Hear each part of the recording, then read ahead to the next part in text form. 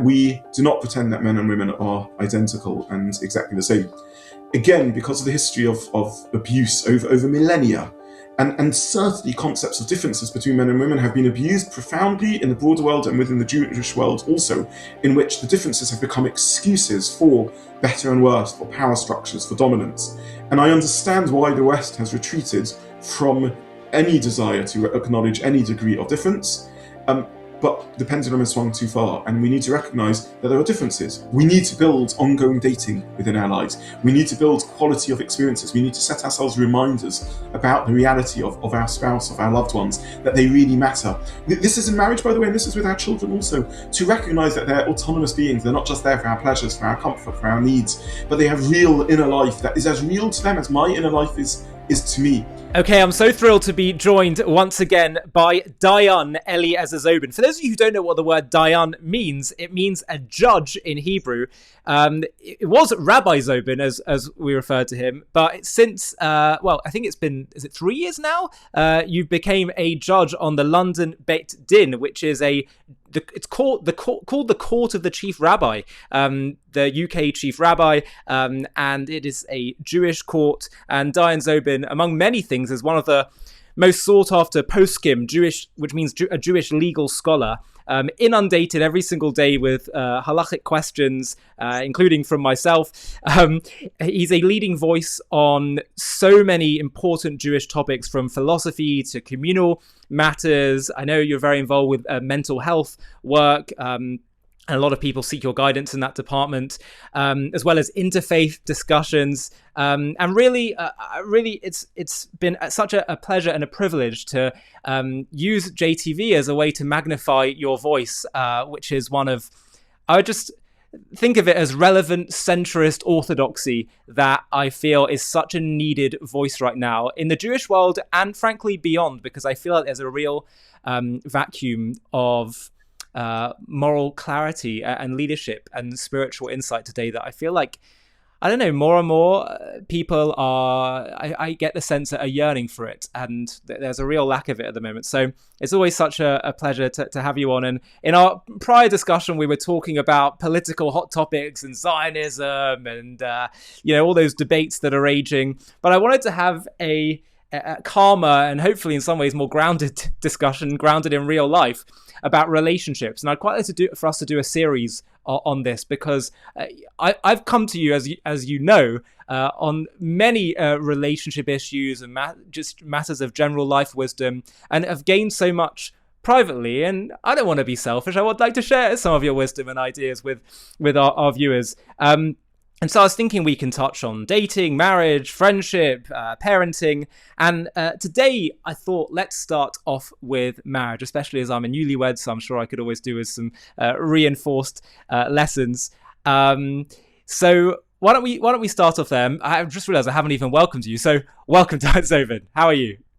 Thank you. Thank you, first of all, for that kind introduction. And Ollie, it's always a treat to sit with you, for us to speak and talk. And I think you must be around now your first anniversary. Is that right? Just over, yeah. That's right. Yeah. Okay, wonderful, excellent. Time flies. Time flies when you're having fun. And Dayan Zobin, I think the first general question that I'd just touch on and let you take it in whichever direction you feel rings most true, having spoken, I'm sure, to so many couples constantly dealing with people sharing their own personal challenges in their relationships, is what do you find is the biggest mistake people make in their marriage? Wow. Okay, that's a hard question. I think there's many candidates for that. But I think the essence of marriage and any meaningful relationship is commitment. And I think one can only immerse oneself fully in a relationship when one is committed to it. And one can only immerse oneself fully in a relationship when one knows one's partner in turn is fully committed. To be in a relationship is to be vulnerable, is to give of oneself, to profoundly try to see the world through the other person's eyes, to profoundly see the other. And we find it so hard to really, in depth, understand the reality of another human being. to take their feelings, their thoughts, their ideas, their sense of self as seriously as our own, and not to be self-centered, not to be transactional, for it not to be about what it gives me, but genuinely transcend myself, which is where the holiness of a relationship comes in, to be bigger than myself, to really go beyond my own sense of self and my own ego. And I think until there's commitment, that's simply not possible. Because until there's commitment, it's ultimately about what does this give me? It's being weighed up in terms of how does this impact my life journey, my life project, my world, my direction of travel, my achievements, my wishes, my pleasures, my needs.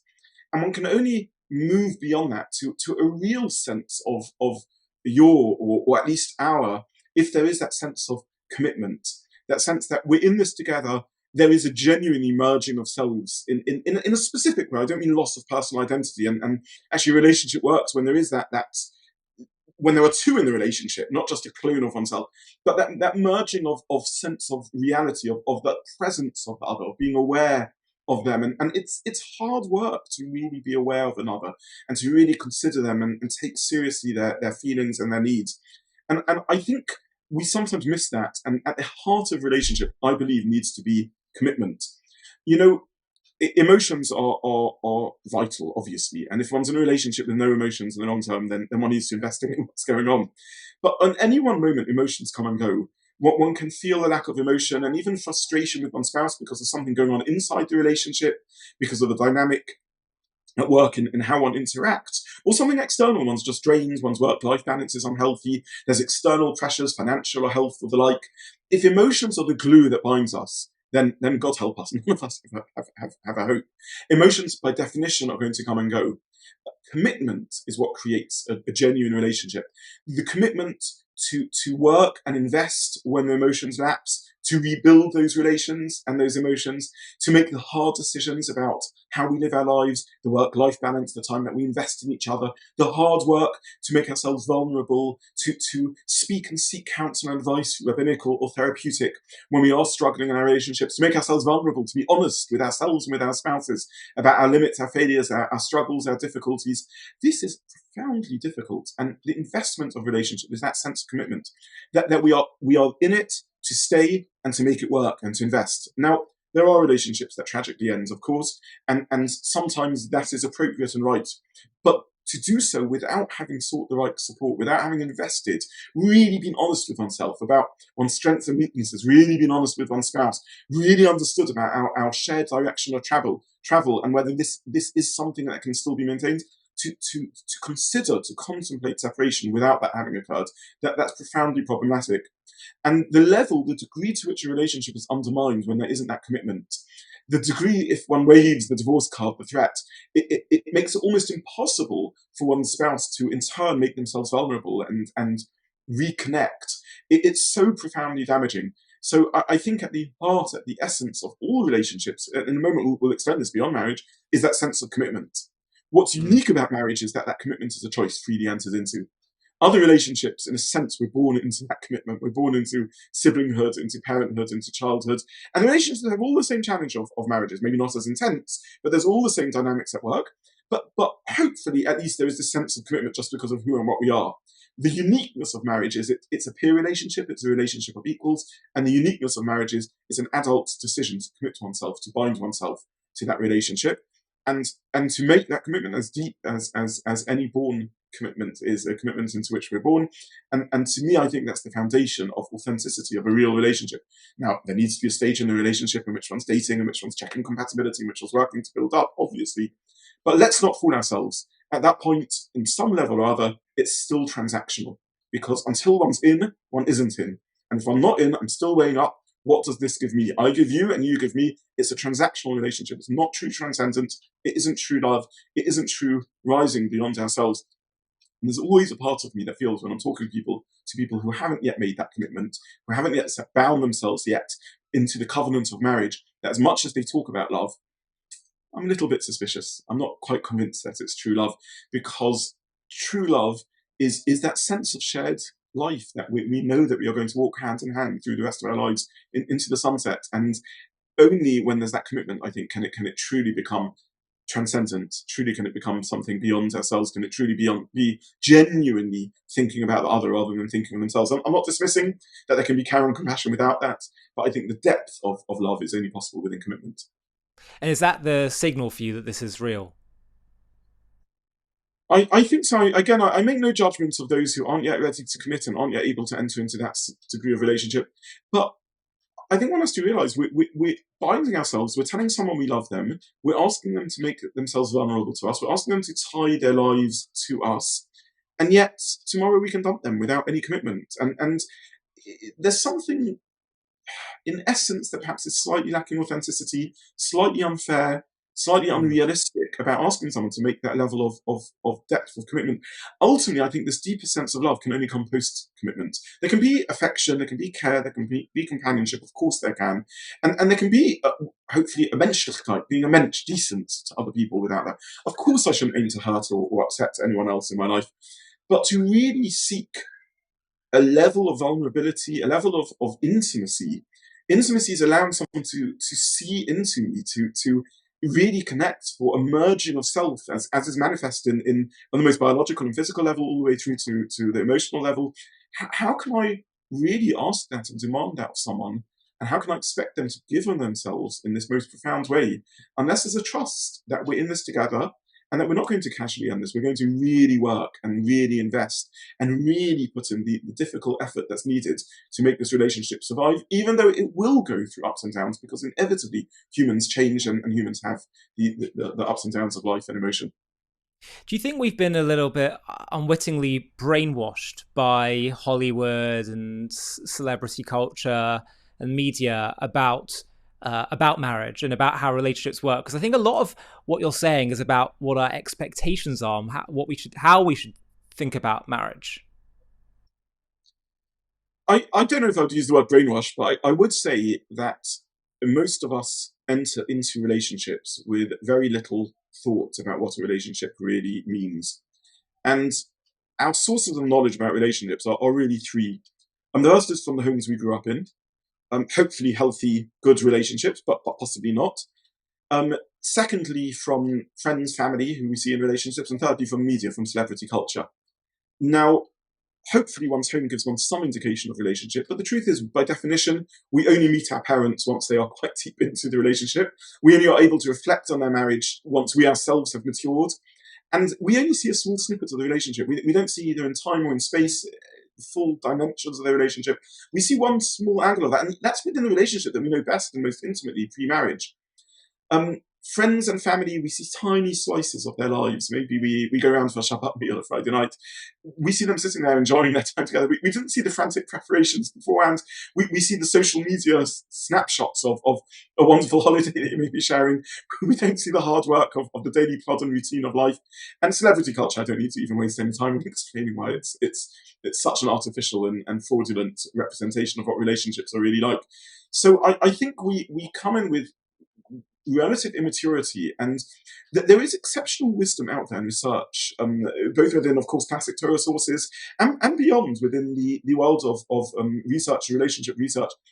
And I think we have a cultural blind spot. I think we all understand that we don't let our children drive cars without having driving lessons. We don't expect them just to magically know how to drive a car because they're sat next to people who are driving their whole lives.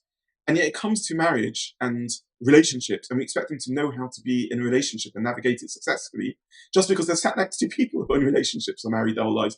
And that's ridiculous. We don't train relationships. It's a massive lacuna, a massive hole in communal education, in school education. We just do so little of what perhaps is the most vital part of human existence. Certainly the most difficult. It's a lot harder to be married than to drive a car, and arguably a lot more damaging if we mess up. Absolutely. And so that's why these conversations are so important. And it's so important that people are, I think the phrase you used to me when we were discussing this before I got married is just being conscientious. And that one of the biggest pitfalls of marriages that decline is a lack of conscientiousness. I'm curious about your view, or if Judaism can offer any insight into maintaining that passion, both emotionally, sensually, intellectually, in every sense, when you're, after you're with someone for years or decades? Does Jewish wisdom have any insight into how that can be nurtured? So I would say a number of points. Let me jump back to the word conscientious you used, the word you used or said I used. And conscientiousness is definitely important. We'll come to that in a few moments. But I think there's a word that precedes it, which is consciousness and an awareness.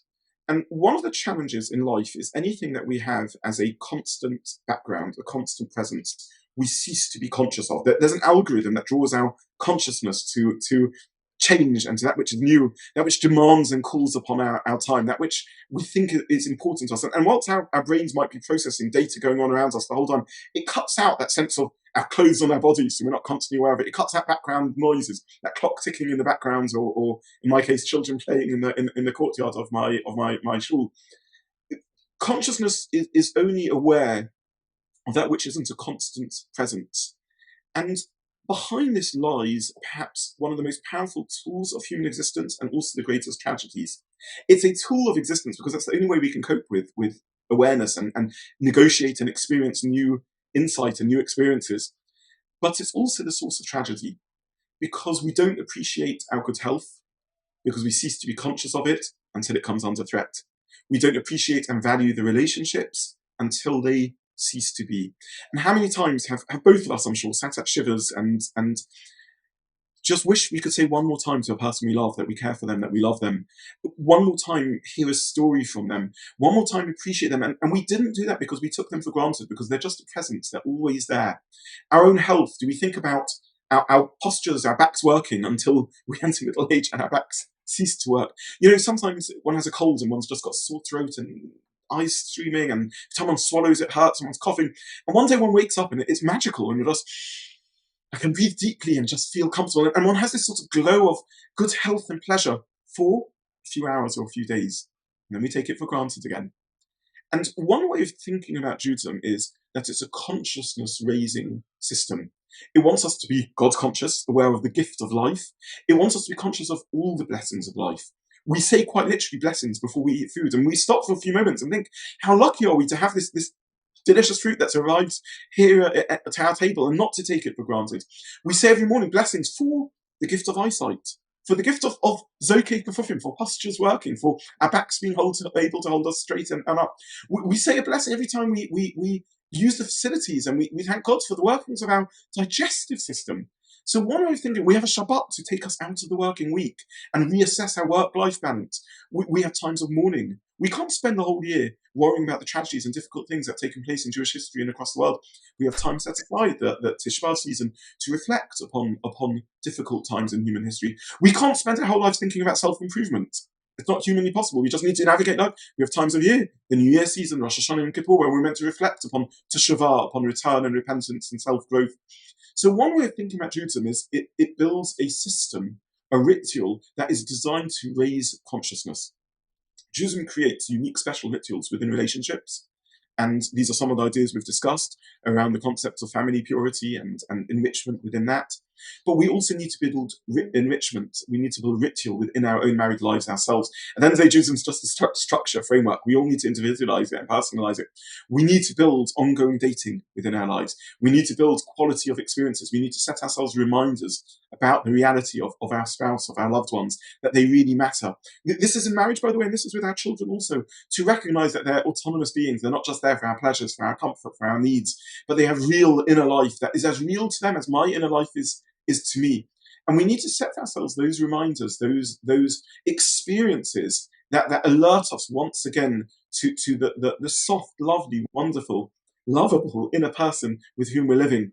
I can only speak as a parent, and I've observed this with others, so perhaps it's not just my own weaknesses coming to the floor, but how many times are we impatient with our kids? Are we rushed? Are we busy? Is there another email we need to send off? And they're trying to share something going on in their lives, in their day, in their weeks, and we forget it. And then sometimes we notice their face crumpling with disappointment. We if they're younger, we see their little tear filling their eyes, and suddenly we remember it again. And what a tragedy it is that we couldn't have been aware of that in advance. What a tragedy it is that we didn't think about it beforehand. So I think the self-discipline of Musa, of constant reading about relationships. I think everyone should try and have in their lives set times every day or every week. It can be 5 minutes in which they're reading and continuing to learn about relationships. We have ongoing professional development sometimes in our lives. How on earth can we not have that ongoing process of development in our relationships? To learn the wisdom, it can be a podcast, it can be a YouTube clip, it can be an audio book, it can be something that we read, but continuing to set structures to remind ourselves, in the same way as Judaism creates structures of lifelong ongoing learning of Torah and the like, in our relationships, to set reminders, to build into our lives moments like a Shabbat, moments in which we cut ourselves off from all the distractions of life and focus on family and relationships that matter to us. I think this is some of the ancient wisdom that continues to be so applicable in the 21st century. Absolutely, that was beautiful, beautiful words. How should couples handle disagreements about all kinds of things? Lifestyle, money, in-laws, religious level? So, first of all, you mention good examples, and in my experience, at the beginning of marriage, the first few years of marriage, dynamics around finance can often be one of the big ones. A different sense of how one balances the need to live a normal life and not record every penny in a spreadsheet, and on the other hand, be sensible. What one's financial priorities are, the balancing act between how much we are closed inwards as a unit and how much we share outwards with family, friends, in-laws, but others around.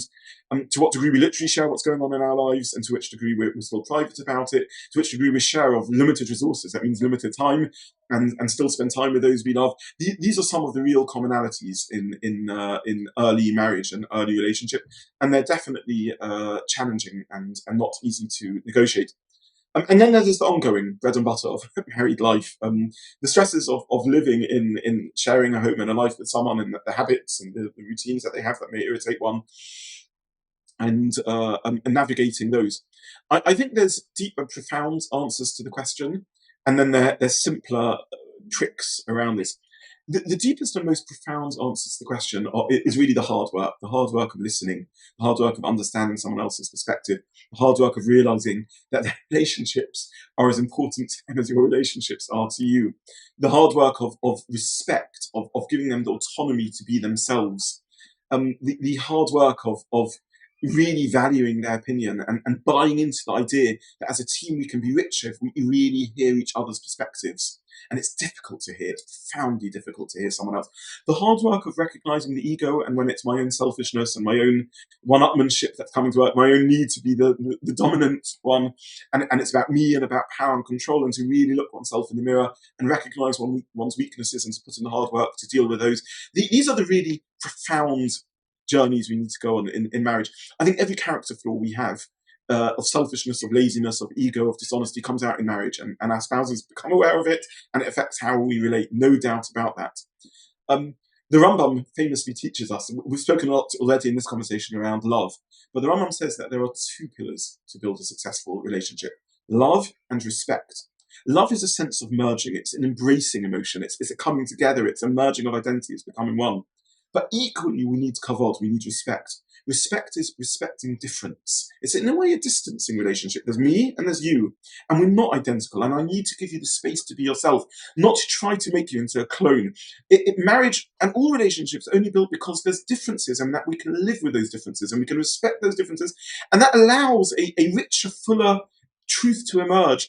In the same way as it's differences in genes that create healthy offspring, identical DNA doesn't create healthy families. Point. It's similarly true in the spiritual realm, in the emotional realm. It's transcendent to marriage. It's becoming above ourselves, and we can model and build a healthier home by us seeing and learning to recognize, and our children at the right time seeing and learning to recognize, that we don't need to be identical. So these are the most profound truths, the hard work. In a minute, I'll share some of the more practical tips around this. But I think that it's not just about practical tips. It's also about real self-honesty and self-reflection. Yeah. Let's talk a little bit, though, about on a practical level. I think there are routines and habits of good practice that we need to embed in how we think about things. I think sometimes we need to see things in proportionality. There's something that bothers me. My spouse is spending time on something that I don't believe is important. The real hard work is respect and understanding, okay, That's your view, Zobin. But what about her view, right? She's an autonomous, sensible, wonderful human being who is entitled to her own perspective. But there's also other things. Even if I think this is wrong, well, let's do a little calculation. So she's spending 40 minutes on something that I don't want to spend time on or don't believe in.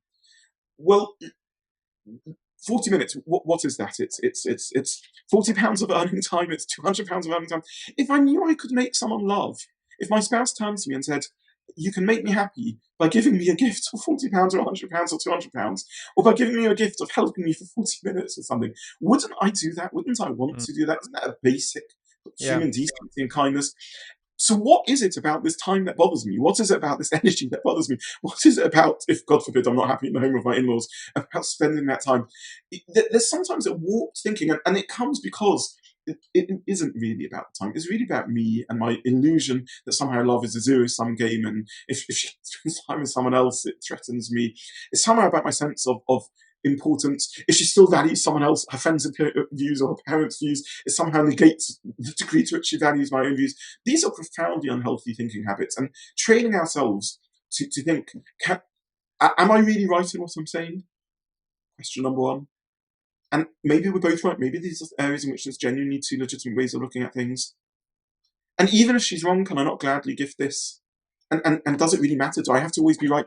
I'm very able to live with my own flaws and my own failures. I can look myself well in the eyes despite my own limitations. She's not perfect. Join Club Humanity. There's 8 billion of us. None of us are perfect. Do I need to pounce on every imperfection? Do I need to create this claustrophobic, controlling atmosphere in my relationship in which every flaw? Can I not gift her an imperfection here or there?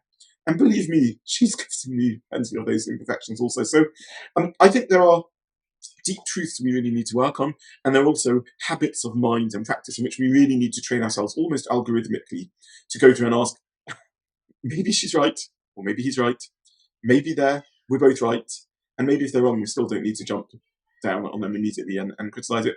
Maybe we can cope with it. And sometimes we're soft on ourselves. What if I don't say something? I'll resent it. Maybe, but maybe I can look myself in the eye, and maybe I don't need to resent it because I can recognize this is a freely given act of love, which I'm happy to share and be there for the other one. And then obviously there's tools, which again we can talk about if you're interested in how to argue well and disagree well also, and that is certainly a skill in marriage. There are times when we do need to disagree, we do need to debate, we need to argue, we need to challenge, and how to do that in a respectful and decent way. And we can talk about some of the tools of listening and engaging appropriately and respectfully. But arguing well is also an important part of married life. I'm not against Judaism, I'm just against Zionism. It's not Jewish, it's Zionism. Judaism and Zionism are completely separate. Judaism is a faith, Israel is a state. You can be Jewish without being a Zionist. Zionism and Judaism is totally diametrically opposed. I'm sure you've heard this before, from protesters, from politicians, from even well-meaning people trying to navigate the Israel-Palestine debate. But I'm here to tell you that this separation is complete nonsense. It's a comfortable lie. The kind of lie that sounds intelligent but collapses the moment you actually open this book, the Torah, the Bible, and study Judaism on its own terms. In this JTV Plus documentary, we're going to tackle this myth head on. We'll actually look inside the Torah and see how in the very first book, Genesis, there's no mention of law or religion. It's all centered on the promise of a specific land to a specific nation. We'll trace how Judaism, not modern politics, but Judaism itself, is structured around one obsessive, relentless, undeniable claim: the land of Israel belongs to the Jews. We'll reveal why the building of a nation in the land of Israel is an indispensable part of the project of Judaism. Why Judaism is not a religion, it's the divine project of a nation in a land. We'll discover how the Torah preemptively answered the colonization accusation that wouldn't fully materialize for another 3,000 years. We'll explore why, if the land is so central, Jews had to spend thousands of years in global exile. We'll unpack what Zionism actually means, and how anti-Zionism doesn't just contradict Israeli policy, it contradicts the fundamental architecture of Judaism itself. For some people, this is going to be uncomfortable viewing, but by the end, we'll prove beyond any reasonable doubt that Judaism and Zionism are inseparable. To watch this JTV Plus documentary and access much more premium content, click on the link in the video description. That's actually where I wanted to go next. I don't know whether you want to jump in there. but that was going to be my next question about basically, what about, I love this idea of like orienting yourself around, it's just about my ego, it's not just about what I want, but actually just like realizing there's another person as real as you with a sometimes similar size, different set of needs. Rabbi Manis Friedman, who I often have on the channel as well, who is also a marriage counselor, he says, when spouses say to me, if I could just understand why they wanted this or why, and he would say they just gave you the best reason why, which is they want it. So I really, really think that I can relate to that. You don't need to understand it or agree with it. But what about where, let's say you say, I don't understand it or I don't even agree with it, but I want to be able to give more and provide for my spouse in this area, but it's just I am going to compromise or struggle to sustain this because it subverts one of my own needs. And let's say it's spending time with someone that you really dislike, and you can handle it to a point, but what they may want is something that you just can't do. So what happens where, and I'm sure you'll speak more broadly about disagreements, but so please do. But one of the specific things I'm asking is, well, let's say it's not that you don't want to give, but you feel like this will just not be sustainable for me.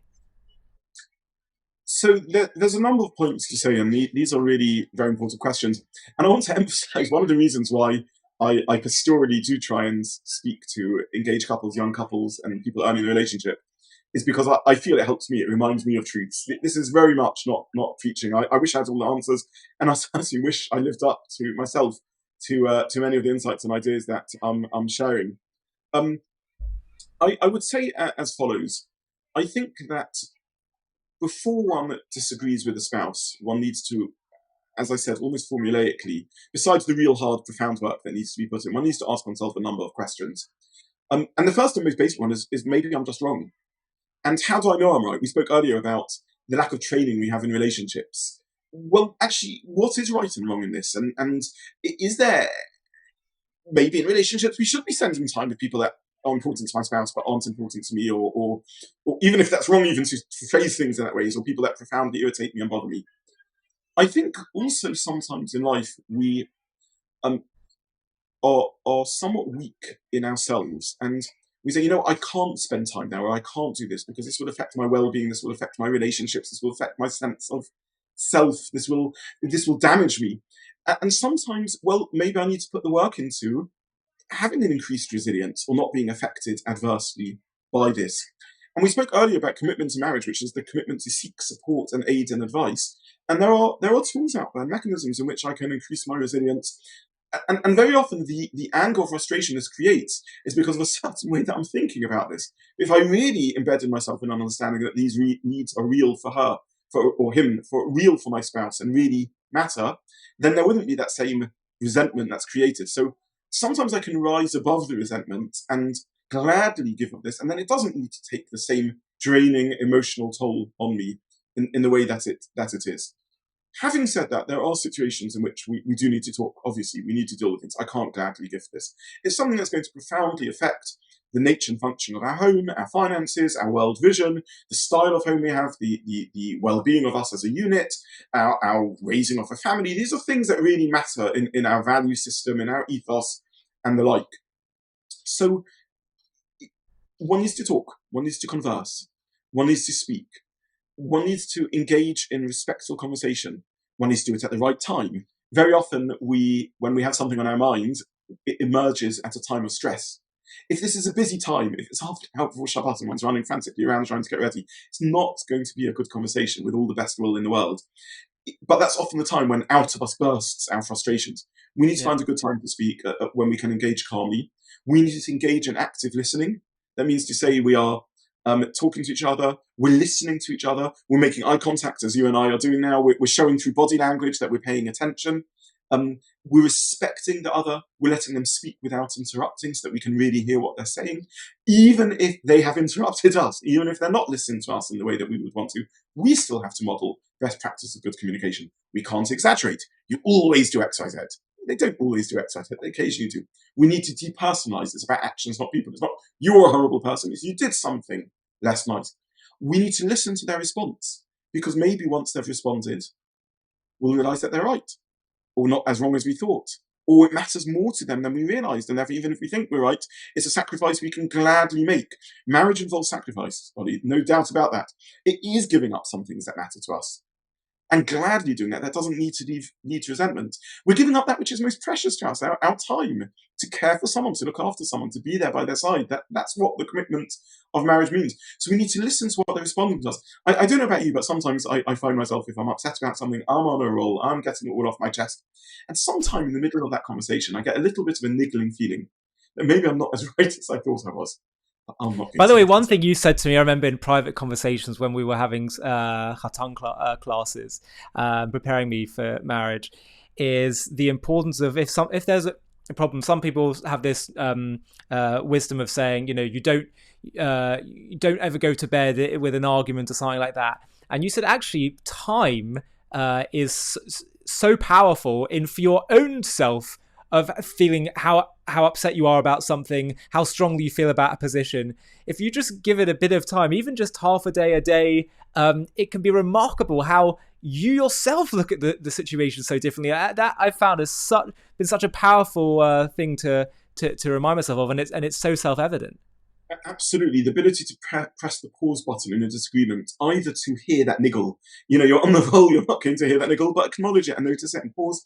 Time to reflect, not time. Sometimes people, time heals in the sense that it's an excuse to push away a problem.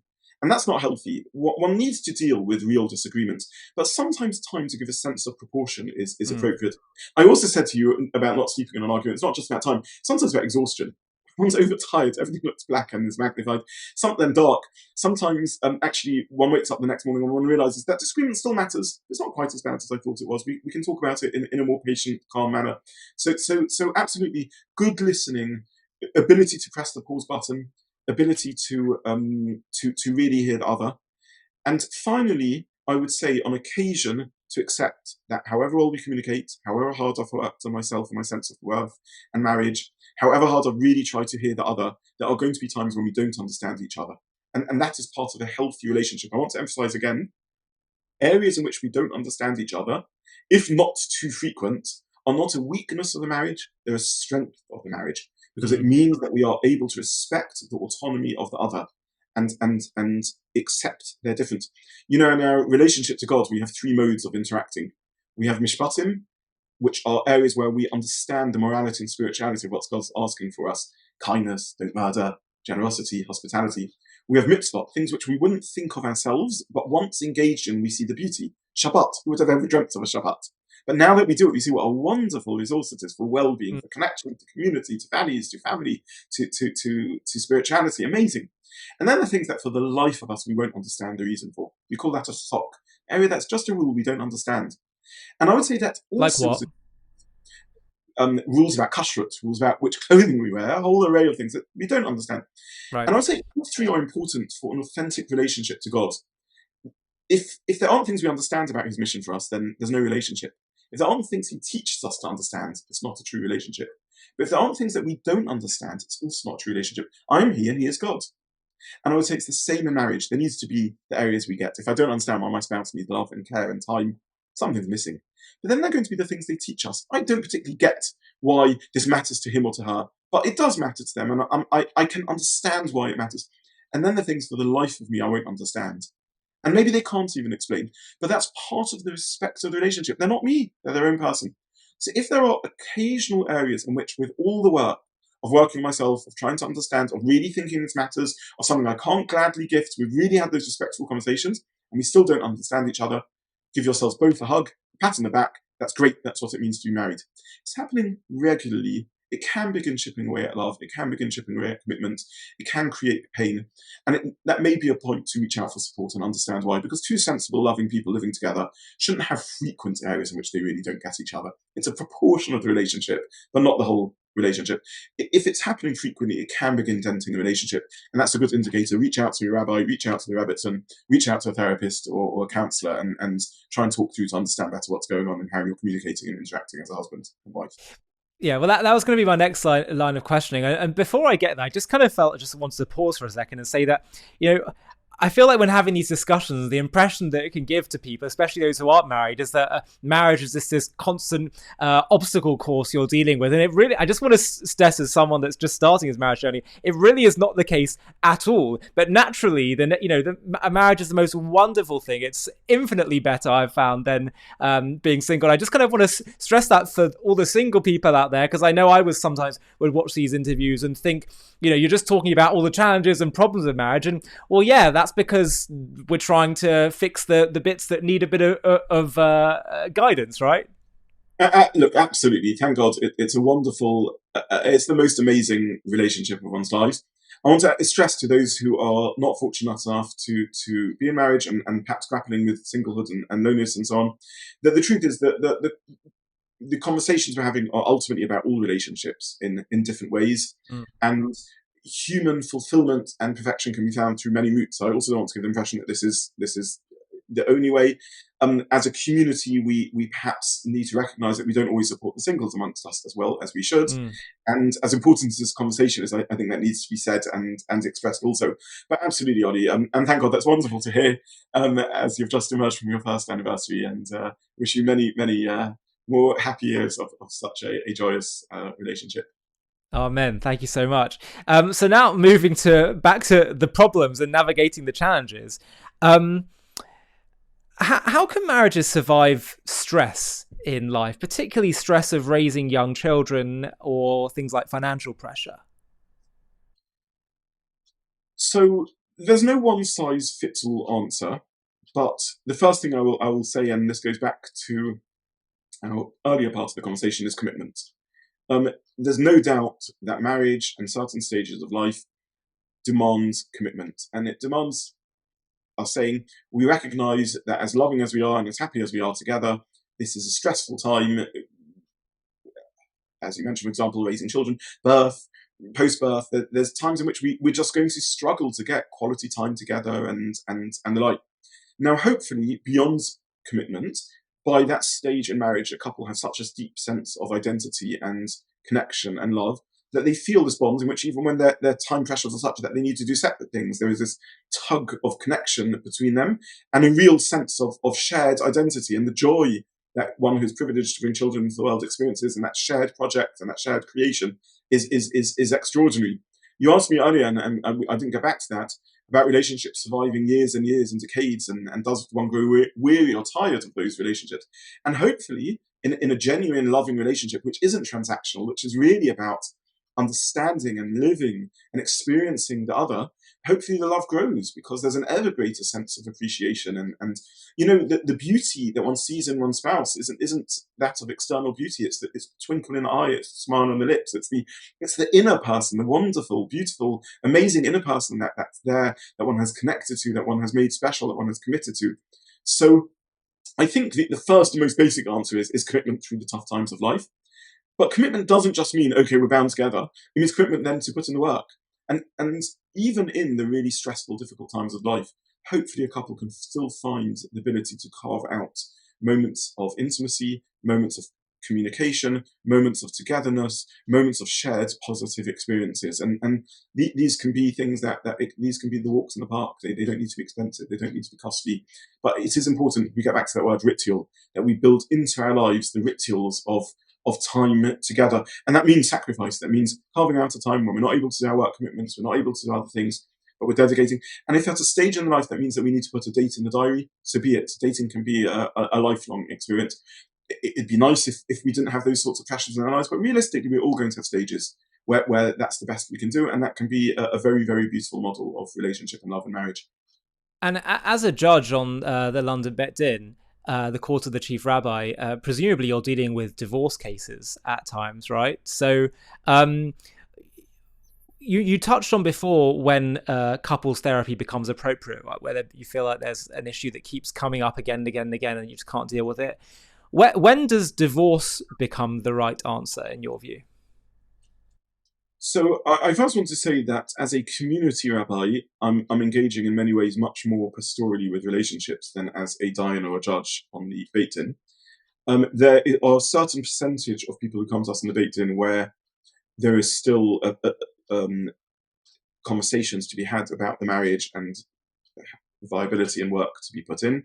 There are always obviously pastoral dimensions to the divorce, but in many cases, by the time they have come to our state, they are sadly, at least in their minds, irrevocably chosen to end this relationship.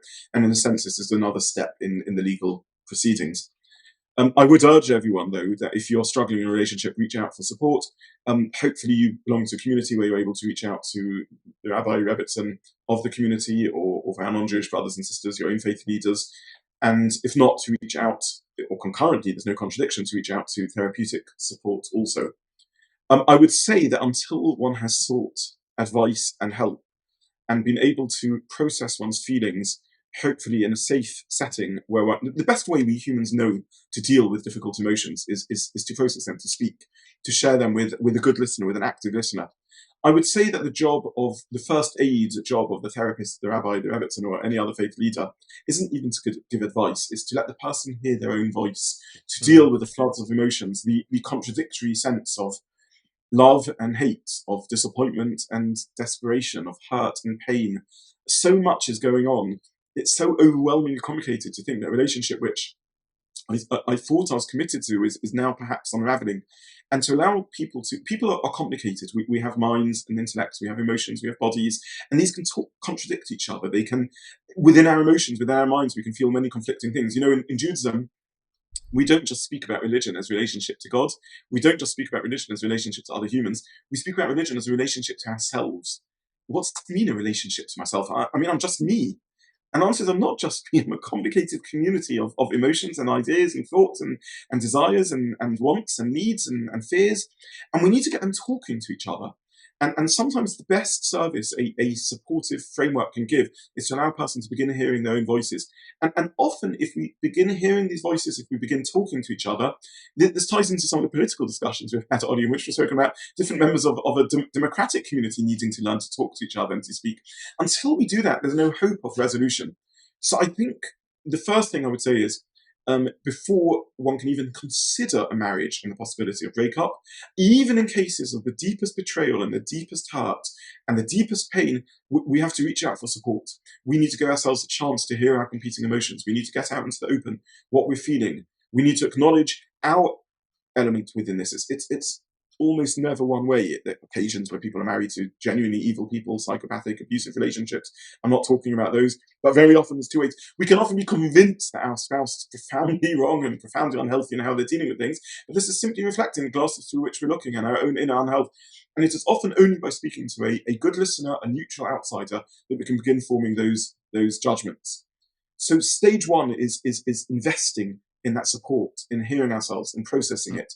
In putting in the hard work of recognizing which aspects of my behavior are the problem over here, rather than their behavior. And sometimes this is couples conversation, sometimes this is self-work, sometimes it's not about a couple. A marriage is made up in a sense of three parts of one side, one partner, the other partner, and the bridge between them. Sometimes before we can build the bridge, we need to look at the pillars that are holding up the bridge, and this is about self-work of each of them before they're ready to talk and to speak. I would say, normally speaking, if a couple were once in love, if they dated sensibly and understood that they shared life goals and a life vision, and they felt a passion and a love and a desire towards each other, that almost always indicates that there is the potential to rebuild that and to get back to that. Because no matter what scar tissue has built up, there was that ability and that potential and that commonality that was shared. There was once the love, and therefore it should be possible to be recreated. Now, there are cases where that's not possible. People have changed in very, very significant ways. God forbid one discovers into marriage that one's married to an abusive spouse and so on. And then one does need to work through that and understand that. Even in those cases, sometimes there's work to be done either to end the marriage in the healthiest possible way or to grow beyond the abuse and so on. But these are very complicated and complex matters. I would say, by the way, even if one is convinced that the marriage is irreversibly over, it's worth going on this journey, because it will allow one then to end the marriage in the healthiest possible way. And just because the marriage ends doesn't mean there needs to be hate. It doesn't mean one needs to think that one's former spouse is a thoroughly evil person. Certainly that they will always forever be one's ex-spouse. If there are children involved, there will still be co-parenting that needs to go on.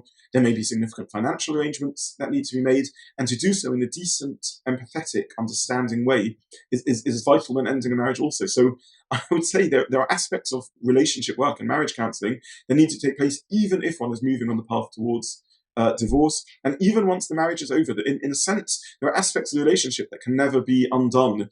And certainly if there are children, there are still ways in which as co-parents we need to be able to work together. Just lastly, on a more positive note, what is the Jewish perspective on the roles of husband and wife? A difficult question and somewhat fraught. The first thing is that all humans are different, and ultimately each couple needs to understand their respective strengths and weaknesses, their interests, their ability to work together well as a team, and to respect each other's ways of doing things. So I think that comes before anything else. Beyond male-female divide and the like, is each human being is their own person with their own life and their own life journey and their own life experience. And relationships, there are different stages in relationships and different stages in people's lives. So it's a complicated matter, and nothing I say is in any way meant to be prescriptive. Having said all that, one of the great strengths, I think, of Orthodoxy and Orthodox Judaism, and this will be no news to you, Ollie, is that we do not pretend that men and women are identical and exactly the same.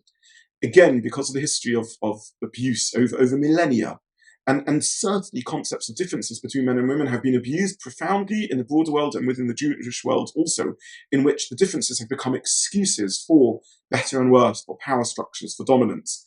And I understand why the West has retreated from any desire to acknowledge any degree of difference, but the pendulum has swung too far, and we need to recognise that there are differences. I know that different but equal has become a very hard and misused term because it was abused in race wars in America in the 60s and the like, and this is not an attempt in any way, God forbid, to go back to that.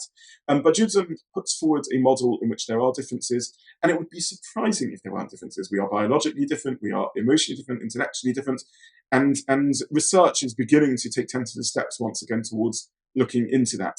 I worked in education for many decades of my life, and behind closed doors in the staff room, I never met a teacher or an educator who didn't believe there were differences.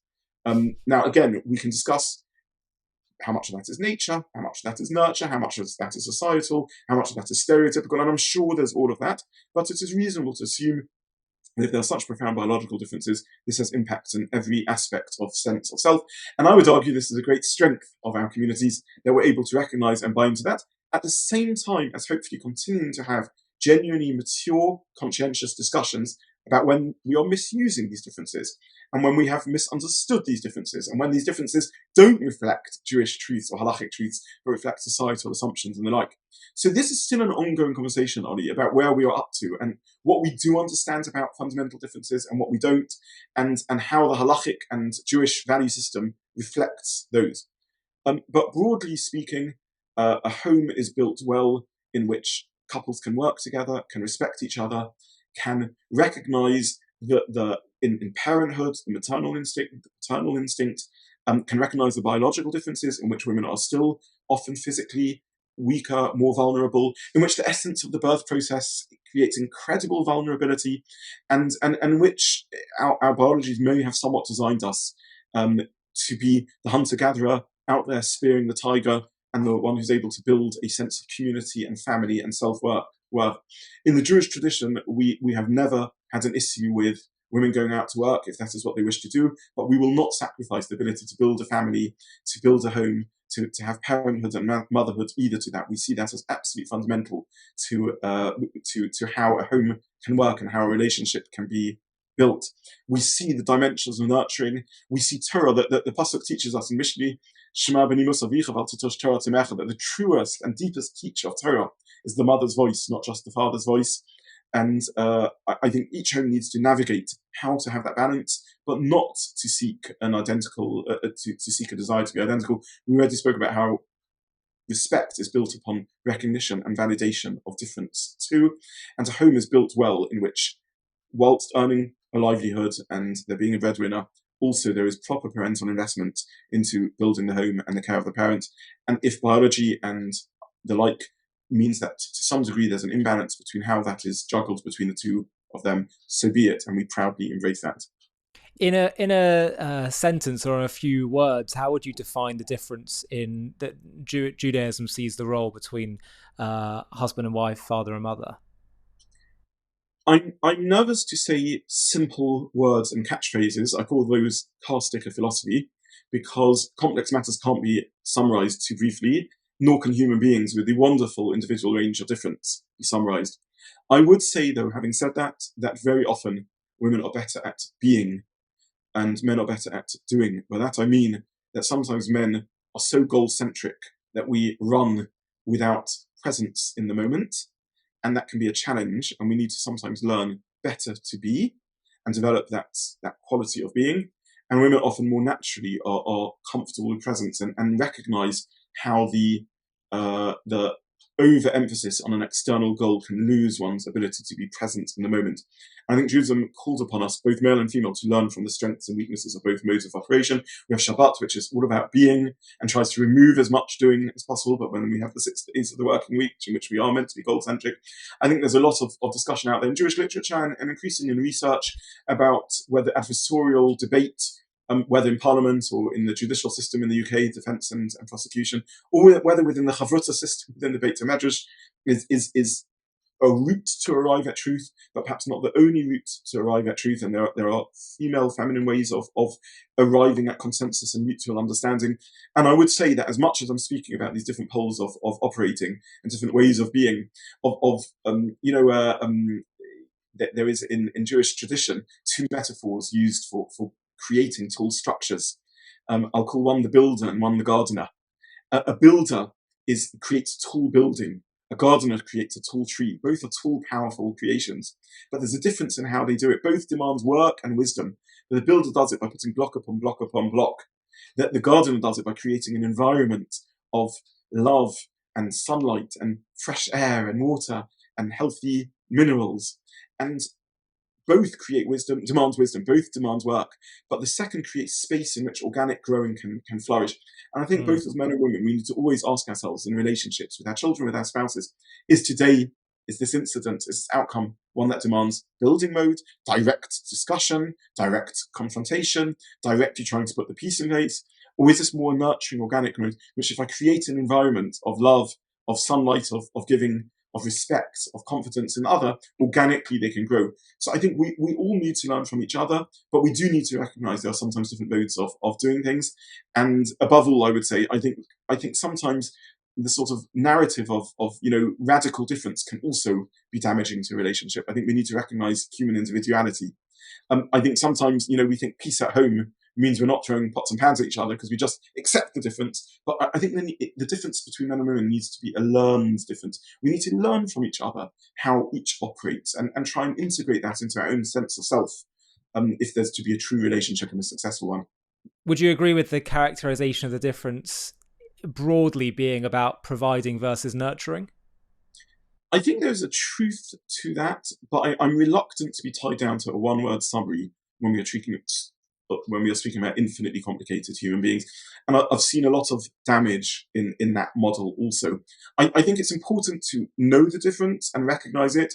I don't think any of us are pure male and pure female. I think there's spectrums on these things. And I think that there's a danger in taking a concept and an idea and trying to fit a real human being completely into that.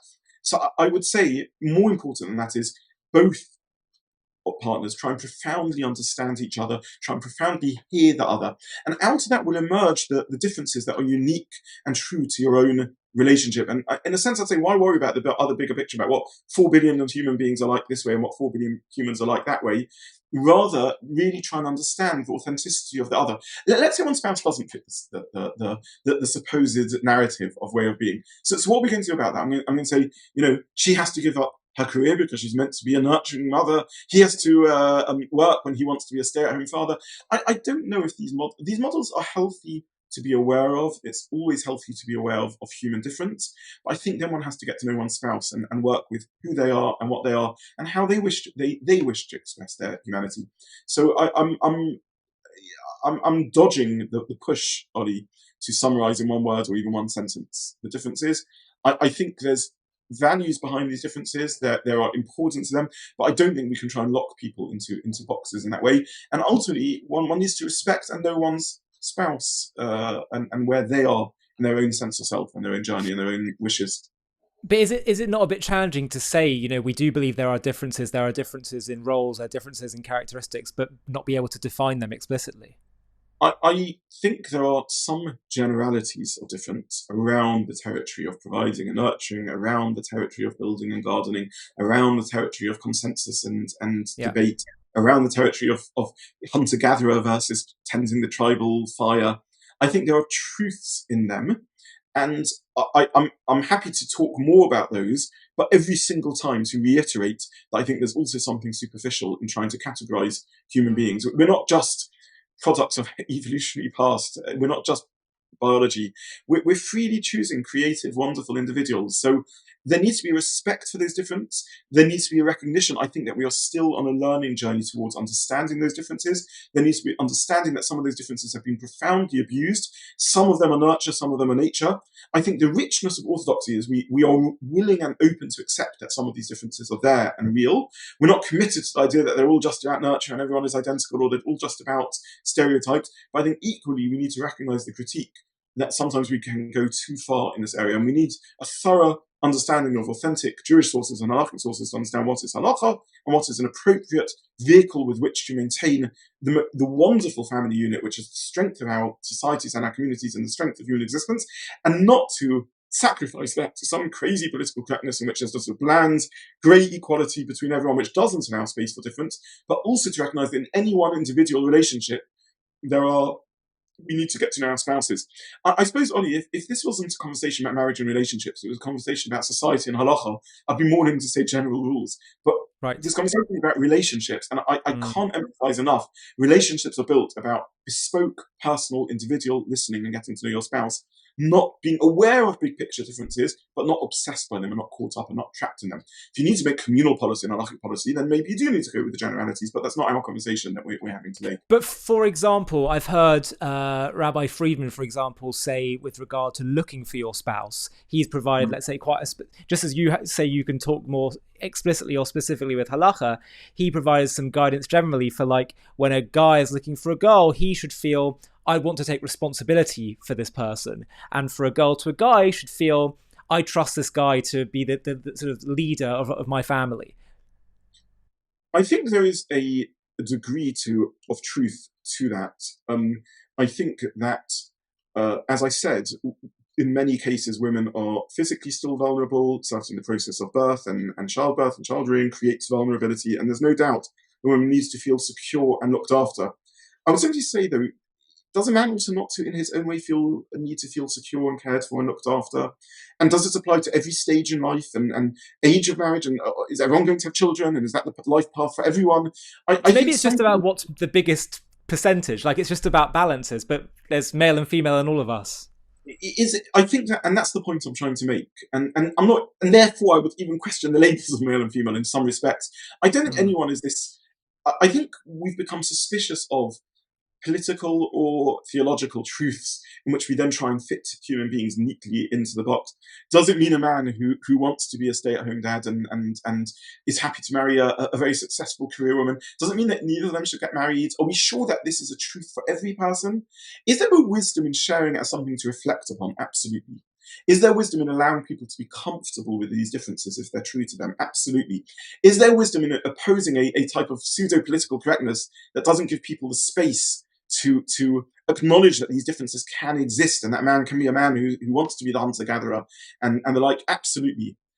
But does that need to translate into, therefore, I can't be comfortable with myself or comfortable with my spouse? I think that's where it can go wrong. But I just want to push back on this point about roles, because is it not the case that we can't actually provide a pretty broad perspective for all people? I know it may apply differently, but is it not helpful to say, generally speaking, the husband is more leading more towards the provider side, the wife more towards the nurturing side. Yes, it can cross over, but in terms of the ikar, the root, because otherwise, if we say, well, we can't really make any broad statements, then people end up just not having that clarity for themselves about their own role and distinction. I think that, number one, a relationship is not generality, it's specific. And number two, the generalities are useful in liberating people. They're useful in allowing oneself to feel this. They're useful in recognizing that there is a human truth to this. They're useful in countering the narrative that's there in some circles of, it's forbidden, it's verboten, it's dangerous to even open oneself to the possibility there are divides. And I'm in no way opposing that. And I'm not opposing the concept of profound biological, emotional, and spiritual differences in manifestation and role. I can't, though, emphasize enough that whilst this can be a liberating theology, whilst it can provide space for this sort of communication and openness to it, and an opportunity for the couple to reflect about what within themselves actually seeks that and needs that and wants that, and not to feel this sort of constant messaging you're only a successful person if you have a certain sort of career, doing a certain sort of thing, and marriage can only exist if it's only a respectful marriage if it has identical roles. I think all of that's profoundly damaging. So to allow these ideas to create an ability to acknowledge, to respect, to hear that inner voice, not to be bound by sometimes the very strong messaging the other way around in which we can't recognize that there could be difference inner needs. All that is 100% legitimate and important. And this isn't a way of shirking away from saying anything meaningful about difference. However, I think this needs to be counterbalanced by an acceptance that people are different, and an acceptance that there's no one simple theological or sociological or emotional box into which people can fit, and that a healthy relationship ultimately is between two individual human beings who need to grow to learn each other and accept each other. But yes, as a thought, as an idea, as a way of opening up difference and being, but I don't think our theology claims that every single person fits into a particular box and category. I don't think that's true to life and correct. Maybe we need social, communal policies, but it's more complicated than that. And relationships are individual ultimately. Absolutely, yeah, I can definitely agree to that, and that's just self-evident. Dayan Zobin, thank you so much as ever for your insights and wisdom. Really enjoy these conversations. Look forward to more. Thank you very much. Thank you. Just quickly, we've all heard of heaven, hell, and the afterlife, and at some point, I'm sure you've given it some thought. But the Jewish view is radically different from almost everything you've been taught. And once you hear it, it will change how you understand life itself. Have a watch of the trailer for our new JTV Plus documentary called Heaven, Hell, and the Afterlife, and you can watch the full film right now by clicking the link below in the video description. Across the world, the afterlife is described in simple terms. Heaven above, hell below, the devil waiting to tempt you, and a humanity born in original sin. But Judaism tells a story that is older, deeper, and far more hopeful. Less obsessed with fear and more rooted in purpose. A story where the soul is not born guilty, but born noble. Where the body is not the enemy, but the partner. Where the devil isn't God's rival, but his assistant, because Judaism has no second power. Where hell exists, but not forever. Where heaven exists, but not as the final destination. And where the real end of the human story is resurrection, not escape. Judaism views history as a mission, not a mistake. Other civilizations teach that we are here to earn our way into heaven. Judaism teaches that we are here to bring heaven down to earth. And to understand what happens after we die, we first have to understand why we're here in the first place. In this JTV Plus documentary, we're going to reveal the Jewish vision of life after death. One of the most misunderstood ideas, but if understood correctly, can transform your very understanding of life itself.